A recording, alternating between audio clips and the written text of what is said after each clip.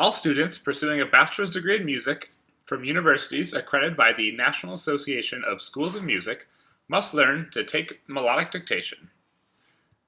As everyone in this audience is aware, dictation, specifically melodic dictation, is a cognitively demanding process that requires students to hear a melody, then without any access to an external reference, transcribe the melody, usually within a limited time frame.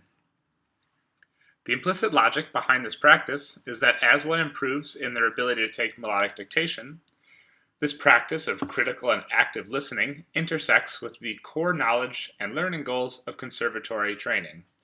Consequently, this process develops one's ability to think in music and thus become a more competent musician. As pedagogues, it's our task to be able to teach this ability, and luckily, much of the mental choreography that we need to pass on has been formalized by Gary Karpinski, first presented in his 1990 article, and then later in the third chapter of his book, Oral Skills Acquisition. The model, pictured here, is broken down into 4 discrete steps of hearing, short-term melodic memory, musical understanding, and notation. Karpinski conceptualizes these 4 steps as a looping process that is performed on each portion of a melody in need of dictating. For example, if there were an 8-bar melody, and you knew that you had 2 listens to dictate it, you might make a plan to dictate it in 2 portions.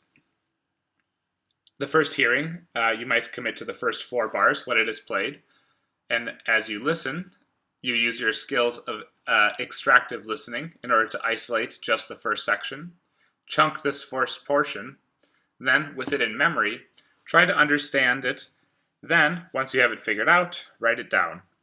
Hopefully you have done it in time, and then on the second hearing, you're able to repeat this process for the other half of the melody. From a didactic standpoint, this model is fantastic to use as a cornerstone of your pedagogy.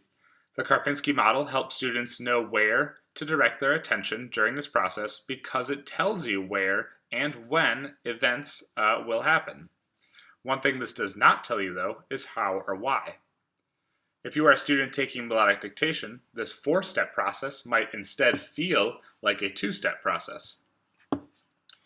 In order to make it from the figurative step 1 of melodic dictation to the figurative step 2, there are a lot more steps that need to happen to encapsulate the entire experience. More importantly, if we truly want to explain what is happening in someone's head when they do melodic dictation, we need an explanatory as opposed to descriptive model of melodic dictation.